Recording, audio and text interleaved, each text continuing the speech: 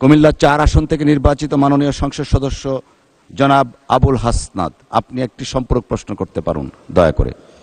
ধন্যবাদ মাননীয় স্পিকার। সালাউদ্দিন সাহেবকে প্রশ্ন করলে আবার কখন নোটিশ দেওয়ার কথা বলে ফেলেন, তো সেই বিষয়টা নিয়ে সবসময় আমরা একটু সংকোচে থাকি। তো আমরা পুলিশ সংস্কার নিয়ে কথা বলছি, পুলিশের সুশৃঙ্খলা নিয়ে কথা বলছি। লাস্ট 1 মাস পুলিশের শৃঙ্খলা নিয়ে যখন আমরা স্বরাষ্ট্রমন্ত্রী মহোদয় মাননীয় স্পিকার, মাননীয় সদস্য জি বলতে দেন। মাননীয় সদস্য লেট মি হ্যান্ডেল। মাননীয় সদস্য, আমাদের পার্লামেন্টারি প্রসিডিউরে আমরা যাই। মাননীয় স্পিকার, আমরা যখন পুলিশ সংস্কার নিয়ে কথা বলছি, মাননীয় স্পিকার মাননীয় সদস্য আপনি দয়া করে বসুন। আমরা আশা করছি পরবর্তীতে আমরা সকল সদস্যগণ সংসদীয় যে নর্ম আছে, প্র্যাকটিস আছে, সেটা মেনে চলবো। Thank you. Yes, thank you মাননীয় স্পিকার।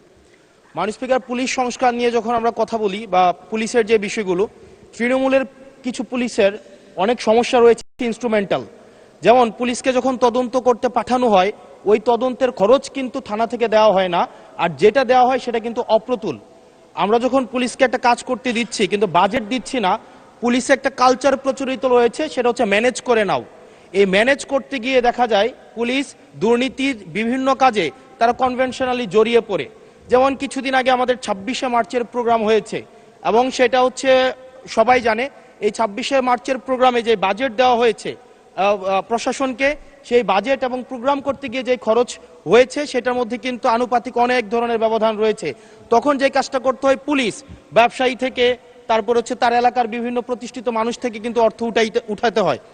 আমার মাননীয় স্বরাষ্ট্রমন্ত্রীর কাছে প্রশ্নটি হচ্ছে, এই যে পুলিশের যথাযথ বাজেট দেওয়া হবে কিনা, যাতে করে তাদের যে রুটিন ডেইলি অ্যাক্টিভিটিগুলো রয়েছে সেই ডেইলি অ্যাক্টিভিটিগুলো যথাযথভাবে তারা পরিচালনা করতে পারে, এবং তাদেরকে যেন ম্যানেজ করে নাও কালচারে যেন না যেতে হয়, এবং কোনো ধরনের দুর্নীতিতে যেন তাদেরকে যুক্ত না হতে হয়। ধন্যবাদ। আর একটা বিষয়, যদি সম্বোধন করার ক্ষেত্রে যদি ভুল হয়ে থাকে সেটা আমি অ্যাকনোলেজ করছি, কারণ আমার এই সংসদে আমি আসছি, আমার 27.5 বছর বয়স। সেখানে মাননীয় স্বরাষ্ট্রমন্ত্রী যখন সংসদে এসেছেন 1991 সালে, আর আমি জন্ম হয়েছি 1998 সালে। তো সেই জায়গাতে যদি কনভেনশনাল যে ভুল আছে, আমরা সেগুলো সংশোধন করতেও রাজি। যখনই আমাদেরকে নোটিশ করবেন আমরা সেটাকে সংশোধন করে নেব। ধন্যবাদ। ধন্যবাদ মাননীয় সদস্য। We are learning every day. ধন্যবাদ। মাননীয় মন্ত্রী। মাননীয় স্পিকার, আপনাকে ধন্যবাদ। এটাই হচ্ছে পার্লামেন্টারি কালচার। আমি বয়স যাই হোক, মাননীয় সংসদ সদস্য হিসাবে আমাকে অ্যাড্রেস করতে হবে যে সদস্য প্রশ্নটি উত্থাপন করেছেন। আর্লি এজে পার্লামেন্টে আসাটা একটা সৌভাগ্যের বিষয়। আমরা সবারই উজ্জ্বল ভবিষ্যৎ কামনা করি।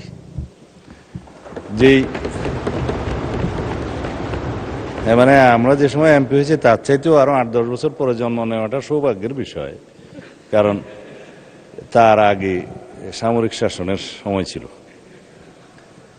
যে প্রশ্নটা মাননীয় সদস্য উত্থাপন করেছেন, বাজেটের মন্ত্রী তো আমার পাশে আছে।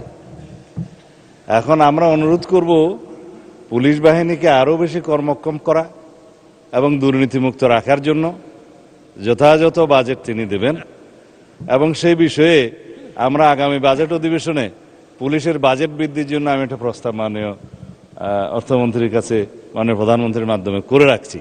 এটা সত্য কথা যে পুলিশের যে পরিমাণ রিসোর্স দরকার, যে পরিমাণ বাজেট দরকার, সেই পরিমাণ আমাদের অর্থনীতি সহ্য করতে পারে না বলেই হয়তো আমরা দিতে পারি না। তবে আমরা একটা ট্রান্সপারেন্ট এবং জবাবদিহিমূলক পুলিশি ব্যবস্থা যদি কায়েম করতে চাই, পুলিশ যেন অন্য কোনোভাবে ম্যানেজ করার কালচার থেকে বেরিয়ে আসে, সেটা আমাদেরকে নিশ্চিত করতে হবে। ধন্যবাদ মাননীয় সদস্য।